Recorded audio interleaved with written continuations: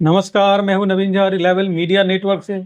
दोस्तों, आज की जो राजनीतिक परिस्थिति है देश में, उसमें सबसे ज्यादा महत्वपूर्ण कौन सा व्यक्ति है? अगर किसी एक व्यक्ति का नाम लें तो सबसे ज्यादा महत्वपूर्ण आज की डेट में मुझे लगता है वो है भीमराव डॉक्टर अंबेडकर। जो स्थान पहले गांधी जी को प्राप्त था, वो स्थान धीरे धीरे अंबेडकर की तरफ शिफ्ट हो रहा है। ऐसा आखिर हो क्यों रहा है?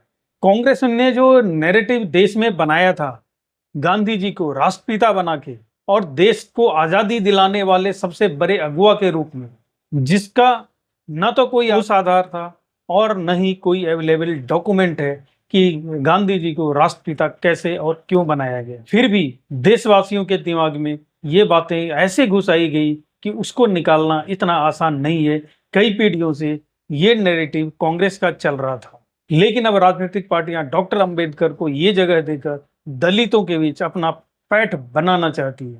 डॉक्टर अंबेडकर को संविधान निर्माता बताकर दलितों को लुभाने में लगी हुई है।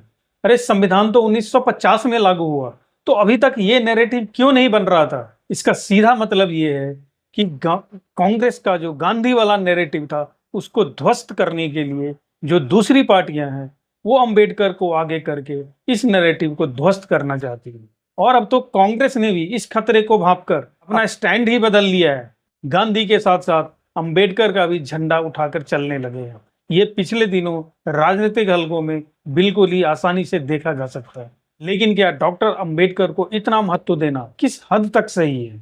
अगर डॉक्टर अंबेडकर पर दलित का ठप्पा नहीं लगा होता तो भी क्या राजनीतिक पार्टियां इतना महत्व दे पाती? तो इसका जवाब मुझे तो लगता है कि नहीं में ही होगा। इतना महत्व मिल नहीं पाता अगर वो दलित ना होते। लेकिन दूसरी तरफ ये देखिए, अंबेडकर ने हिंदू धर्म छोड़ के बौद्ध धर्म अपना लिया, वो भी जिस साल उनकी मृत्यु हुई 1956 में, तो मृत्यु से कुछ महीने पहले। तो क्या अंबेडकर का ये कदम हिंदू समाज को कमजोर करने वाला नहीं था? बिल्कुल था। लेकिन इसके बावजूद भी देखिए, हिंदूवादी पार्टियां भी जो है वो भी अंबेडकर की मूर्ति सर पे लेकर घूम रहे हैं। किस लिए? सिर्फ दलितों का वोट हासिल करने के लिए। अरे, जब सारे बौद्ध धर्म में शामिल हो गए, फिर वो दलित रह कहाँ गए? लेकिन उनको दलित का दर्जा मिला हुआ है, चाहे वो बौद्ध धर्म ही क्यों ना अपना लिया। लेकिन हिंदू समाज को कमजोर करने वाले डॉक्टर अंबेडकर, जिसने अपने फॉलोअर्स के साथ बौद्ध धर्म को अपना लिया, उनके पीछे उनकी क्या मंशा रही होगी, इसको बहुत अच्छे से व्याख्या किया है आचार्य रजनी सिंह। अंबेडकर को बुद्ध से क्या लेना देना था? अंबेडकर शुद्ध राजनीतिज्ञ थे। धर्म से उनका क्या नाता था, क्या संबंध था? उन्होंने हरिजनों और खासकर महाराष्ट्र के महारों को हिंदुओं से कैसे अलग कर लिया जाए, इसके लिए बुद्ध धर्म को चुना। और ऐसा भी कुछ नहीं था कि बुद्ध धर्म से उन्हें खास लगाव था।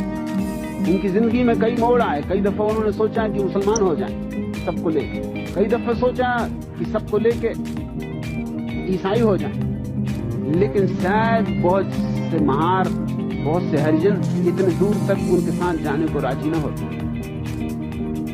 मुसलमान होना, ईसाई होना जरा दूर की यात्रा हो जाती।